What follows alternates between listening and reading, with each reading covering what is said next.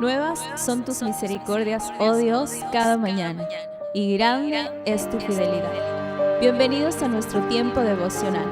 Somos la Comunidad Cristiana Internacional City. Muy buenos días, querida familia de la Comunidad Cristiana Internacional. Les damos la más cordial bienvenida a nuestro tiempo devocional. Soy el pastor Cristian Pesantes y qué gusto seguir compartiendo con cada uno de ustedes este tiempo maravilloso. Pues bueno, hemos estado estudiando acerca de los deberes cristianos o los deberes del cristiano. Y hoy vamos a estudiar un último deber. Hoy vamos a estudiar vivir en humildad. Y quiero invitarle a que entonces vayamos también a la palabra de Dios. Tome su Biblia, su cuaderno de apuntes y que juntos podamos también instruirnos en la palabra del Señor. Quiero pedirle que me acompañe por favor al libro de Romanos, el capítulo 12. El versículo 3, la palabra de Dios nos dice lo siguiente. Digo pues, por la gracia que me ha sido dada, a cada cual que está entre vosotros, que no tenga más alto concepto de sí que el que debe tener, sino que piense de sí con cordura, conforme a la medida de fe que Dios repartió a cada uno. El apóstol Pablo hace una advertencia sobre la humildad y sobre todo con el orgullo excesivo de los que se creen súper espirituales. No está enseñando aquí al creyente a que tome una actitud en la que a través de la humillación encuentre placer, sino más bien está enseñando a que descubramos la verdad sobre nosotros mismos. Cuando nos vemos como realmente somos, es imposible dejarnos llevar por el orgullo. El orgullo también es un pecado, y es un pecado que nosotros lo cargamos por naturaleza. Por esa razón, usted y yo necesitamos ser advertidos ante esto. Yo no me puedo considerar mejor de lo que soy. Usted y yo estamos llamados a hacer el bien, llamados a hacer todo lo bueno que podamos a favor del uno como del otro, para un beneficio común. El que piensa más de sí mismo, más de lo que debe pensar, esta persona está tan intoxicada con el egocentrismo, está tan intoxicada con su ego. Yo debo pensar de mí mismo como realmente soy y como a Dios le agrada.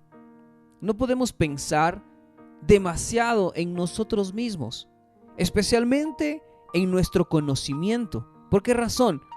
Porque en nuestro conocimiento natural nosotros conocemos en base a un propio juicio o en base a opiniones, y por eso no podemos considerarnos más. También en nuestro conocimiento espiritual. ¿Por qué razón? Porque sabemos poco de Dios, sabemos poco de Cristo, sabemos poco del Espíritu Santo, sabemos poco del mundo venidero. Y es que todo nuestro conocimiento se lo debemos a Dios, no es algo propio. También nosotros no podemos pensar demasiado de nosotros mismos en base a nuestros dones. Y es que no podemos realizar ninguno de ellos correctamente como se lo deben. En nuestras fuerzas no lo podemos hacer. Cada uno de estos dones están ligados a Dios. Es decir, no podemos hacer nada bueno sin Dios. Por eso no podemos jactarnos de esto, no podemos crecernos en esto. También en el versículo 16 del mismo capítulo de Romanos 12, la palabra de Dios me dice lo siguiente. Dice, tened unanimidad de sentimientos entre vosotros, no con altivez de sentimientos, sino condescendiendo con los humildes. No seáis sabios en vuestra propia opinión. El apóstol Pablo empieza diciendo que debemos trabajar en unidad. Debemos trabajar en armonía, unánimes en los sentimientos, es decir, en un mismo sentir, y no con la altivez. No tengo por qué afanarme por conquistar el favor de los importantes, el favor de las personas importantes, sino más bien dice que yo debo asociarme con los humildes. Dice que yo debo alegrarme con la compañía de lo que muchos pueden considerar gente común.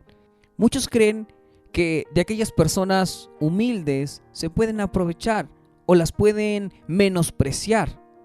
Pero, si bien es cierto, es algo a lo cual Dios rechaza cuando nosotros nos sentimos superiores a los demás o superiores del concepto propio. Por esa razón, el apóstol dice, no te hagas sabio en tu propia opinión. En pocas palabras, o trayéndole a un lenguaje más actual, es como decir, no te hagas del sábelo-todo. Por esto es necesario la humildad. Es necesaria la humildad delante de Dios y delante de los hombres. Delante de Dios, ¿por qué razón? Porque de la cantidad de pecados que somos culpables, esto nos debe llevar a tener humildad, a ser humildes, de la cantidad de pecados de las cuales somos culpables y aún de cuánto estoy contaminado con el mundo. Entonces, mis pecados y mi contaminación mundana me deben llevar a vivir en humildad delante de Dios, delante de los hombres. ¿Por qué razón? Porque puede que yo supere en algunas cosas a ciertos hombres, pero también es muy posible que ellos me superen a mí en otras cosas. Por eso se requiere humildad. Por eso es necesario la humildad. ¿Por qué más? La humildad. Cuanto más orgullo tienes, cuanto más orgulloso eres, menos motivos hay para realmente sentirse orgulloso.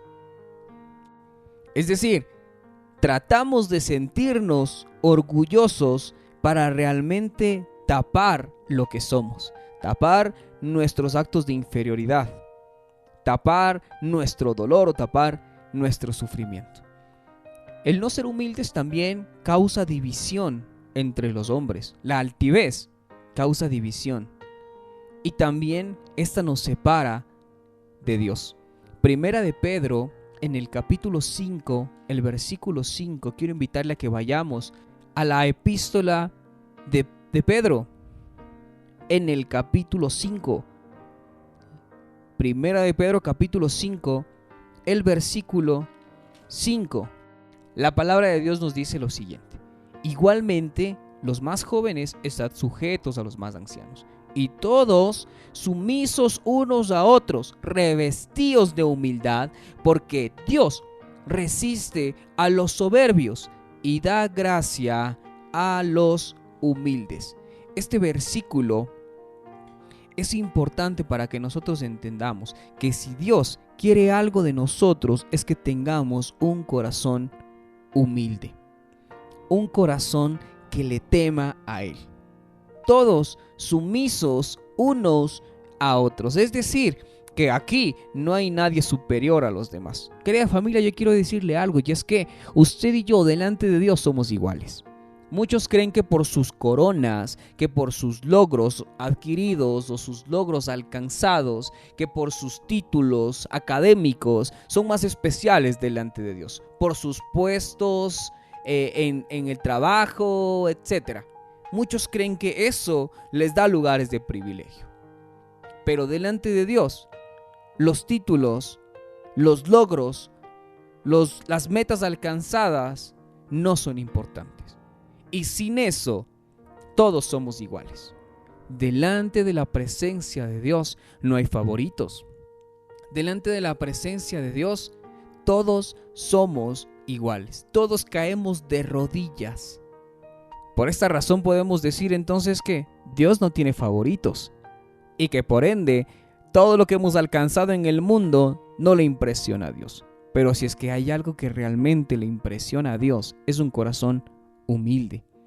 Este pasaje me dice que Dios da gracia a los humildes, pero todo aquel que es altivo, que es soberbio, Dios lo resiste.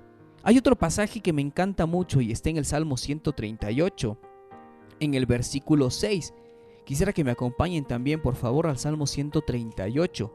En el versículo 6, la palabra de Dios dice lo siguiente: porque Jehová es excelso, atiende al humilde, mas al altivo lo trata a distancia.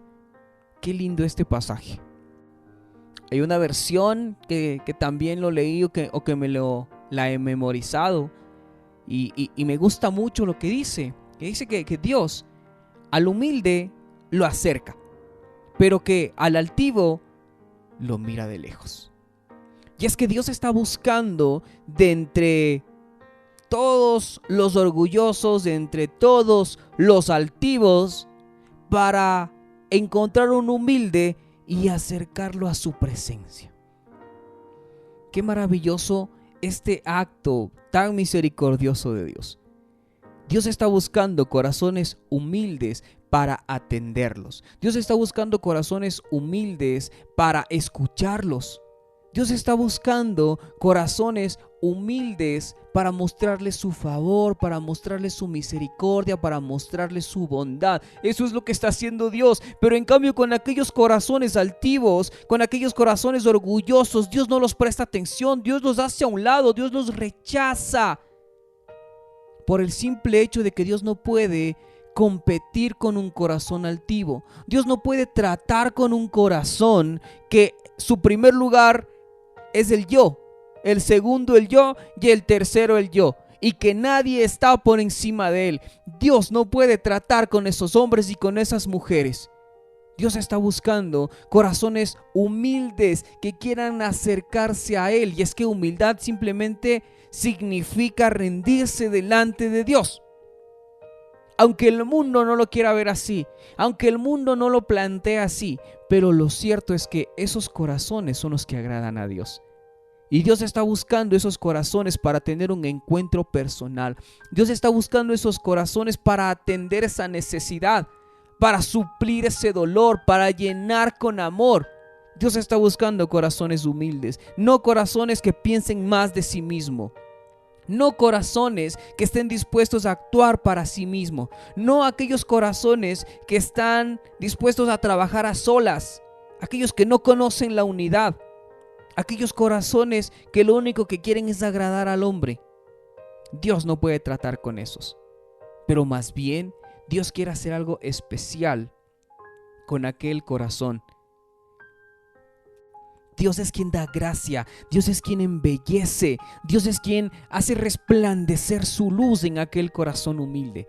Y eso es algo por lo cual usted y yo, querida familia, debemos estar clamando todo el tiempo, todo el día, para que el Señor nos regale corazones humildes, corazones que vengan precisamente de Él, corazones que vivan en humildad.